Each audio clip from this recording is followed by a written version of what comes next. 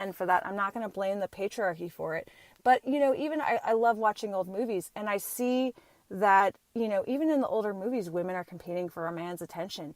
And now, when a lot of women are in the workforce, hopefully most of us are, we're in the workforce, it's women competing for jobs, and it's women competing for, now it's not just men. Now it's women competing to get their kids in the best schools. And the competition is still there. It's just changing what you're competitive about. I know as a runner, even, there's women that are super crazy competitive about getting the better times. And I'm just like, go for it. But it's that competitiveness that I feel like women and men feel. But when you are secure in yourself, you want to help out your fellow person. You want to help out that woman that you see starting her business. You want to help out that woman that you see that has this dream to do something but doesn't have the things necessary to do it.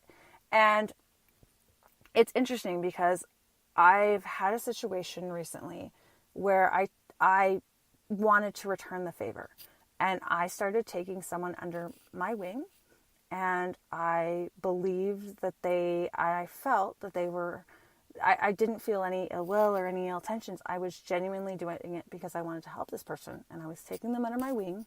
And unfortunately, this person has turned around and not only decided that they don't need my help, but has kind of turned a little competitive on me. Not just a little. This person has now turned around and is competitive with me, which is amazing to me because I don't know why you would compete with someone that doesn't really like to compete. But it's frustrating to me because I was just trying to help this person, and they used me, and that's not a good feeling.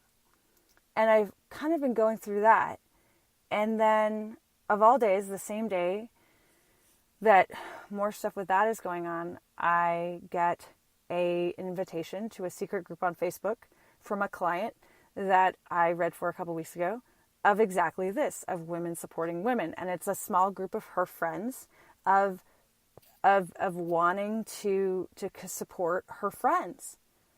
And it was amazing to me that on the same day that there's, that I'm still seeing this competition or with someone else, I'm getting another, it's almost like God is showing me that there's always going to be people that want to compete with you.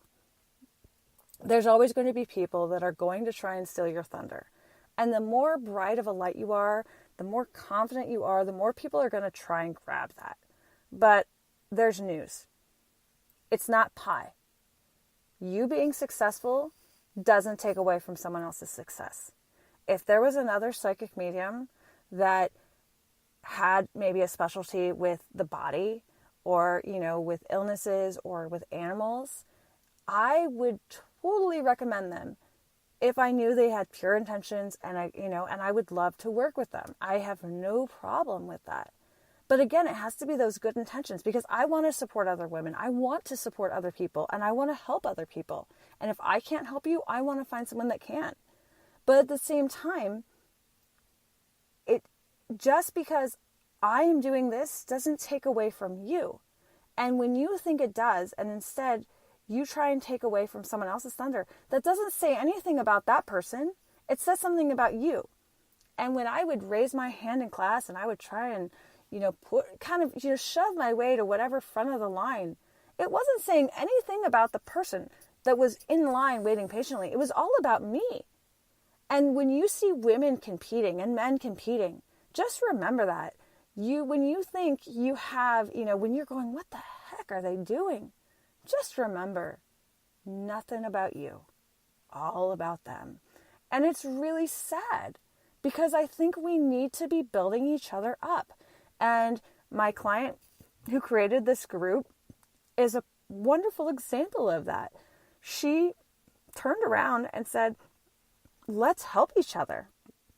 Let's create this network of my friends, of people that I love and support, and let's do this together. And I loved her idea, and I loved it even more because I knew it was the universe saying that there are women out there and men that don't view life as a competition, that are trying to just hold hands and get through it. There's this wonderful tradition at the end of a Unitarian Universalist church, and I don't know if it's in all Unitarian Universalist churches, but it's in mine. And at the end of the service, we all stand up or we sit down, but we hold hands with people on either side of us, and we grab their hand. And a lot of times maybe it'll be a family member or a friend, and then a lot of times it'll be a stranger. And we hold hands at the end, and we listen to the last words of the minister or the preacher, and then I always give a squeeze of the person's hand, especially if I don't know them, to let them know, hey, I'm here. I may not know you personally, but you're a friend I haven't met yet. But you have to hold their hand. And it's really interesting because it's really about lifting each other up. It's about, I may not, I'm right next to you. I may not know you 100%, but I'm in this with you, and I'm going to hold your hand. And it's interesting, the first time I went to a Unitarian Universalist church, and this one in particular about 4 years ago, it was very strange to me to hold people's hands, especially I didn't know. I'm like, wait, you want me to hold someone's hand? But it's exactly that. And I think if you're not used to helping another person or supporting another woman, it is kind of uncomfortable. It is kind of uncomfortable when you're used to kind of fighting for things. It's almost like, when you see we have 2 rescue cats and 2 rescue dogs. And I have one of my cats, like she's as fat as 2 cats, and she was so thin when we adopted her, but she fights the other cat for her food. And it's not that my cat, my fat, angry cat, like hates it. It's about how she grew up fighting for every little thing she had. So now she's going to try and beat up my cat, unfortunately, my other cat, because it's instinctual. She thinks that she needs to get there for that food. And she's going to eat because she still feels like that. She doesn't know when she's going to get her next meal. She knows this is home, but inside it's still that instinct for her to just go for it and fight for it. And there's so many of us out there that just have that instinct to just fight for everything because this is mine, and I need this client, and I need this profit, and I need it, and need. No, you do not need. You have, as long as you have a roof over your head, you have clean water, you have more than so much of this world's population. And if you feel like you have to put someone down to get ahead, or you feel like you have to step on them, if you feel like you have to push someone aside in business or otherwise, then that is ego-driven. And as a Buddhist would know, ego is the wrong way to go about things. But when you support someone because you believe in them, because you like them, because you want to move ahead, but you want them to move ahead too. Because you know that your happiness is not affected by their happiness. And you know that there are plenty of people in this world that can help. And the way I see it is if I did have other psychic mediums that I knew in my area that I could recommend, then I would think that I would want them to help people, right? If this is what I do, which it is, I am a psychic medium, and my main goal is to help people, then I'm going to want people to be helped. And they're not all going to be helped by me. It's the same thing in whatever business you're in whatever situation you're in. If someone else can be helped, then what's the harm? What is the harm in letting someone else have that piece of pie? It takes nothing away from you. Nothing. And by helping other women and other people, if you know how you can help someone else. I don't know how many times I have given my therapist's name to a client. Am I concerned that maybe my therapist is going to get so busy that she doesn't have time for me? No, because A, I'm secure that I know that my therapist will make time for me. B, I know that if I'm recommending my therapist to you, you really do need that help. And I want you to get help. And I love my freaking therapist. And if I think you would jive with her and you're in my area, I'm going to recommend her. Because I want you to get help. I want you to be happy. just like everyone else. So I want to give a special thanks to some women and men that I will not utter their names, but that have definitely supported me along the way, and you know who you are.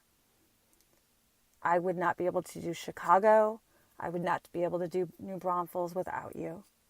And I am utterly grateful that you have all put your egos aside and said, yes, I'll help you, and yes, let's do this. And I encourage all of you listening to think about how you can help someone else, woman or man, someone in maybe your line of work, someone that needs help, whether it's recommending your therapist to them, your doctor, or even just helping them along the way. Give them your hand. Because we need each other and we are stronger together. Because one day, when you need help, maybe they'll be there. And even if they're not, there will be someone else. But we cannot go through this life competitive. It does nothing. It hurts us.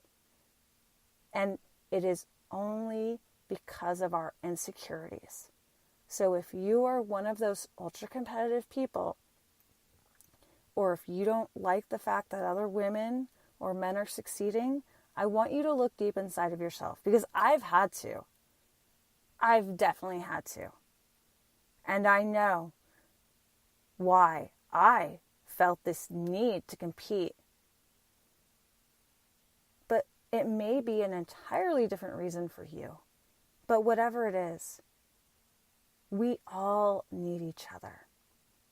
And I hope that in helping each other, when you help someone else, I hope that you find your tribe. And if I'm not in your tribe, I hope you find people that fit your tribe. Because no one can get through this life alone. And we learn faster and we learn easier for God when we are in this together. So find your tribe, find your women, find your men, if that's your choice. But think about how you can help your fellow person. And go out and do it. Not because I told you to do it, but because being competitive is not how you get through life. This is not a Real Housewives. This is maybe it's how you stay on the show, but it's not real life. At the end of the day, it's all the same finish line for all of us. It is all the same finish line. And if it's meant to be, for each of us, we'll get whatever we need. Whatever it is we need, we will get it. Pronoia, my friends. Pronoia. Believe that the universe is helping you, and it will. But you have to let go of the control, and you have to let go of that competitive nature. Thank you so much for joining me. Let me know what you think. And also, 5 stars. 5-star rating. Would love it. Would love it. Let's spread these words out into the world like wildfire and I like wildflowers better than wildfire, don't you? Let's spread these words like seeds and plant wildflowers in the world and lupines like the lupine lady. Because I think that we can all be doing a better job of helping each other. We really can. But let's call each other out and let's call ourselves out. That I know I haven't always done the best job of helping pick a sister up and help another woman up that I could. And I know you haven't either. So let's do better. Thank you so much for joining me. Bye-bye.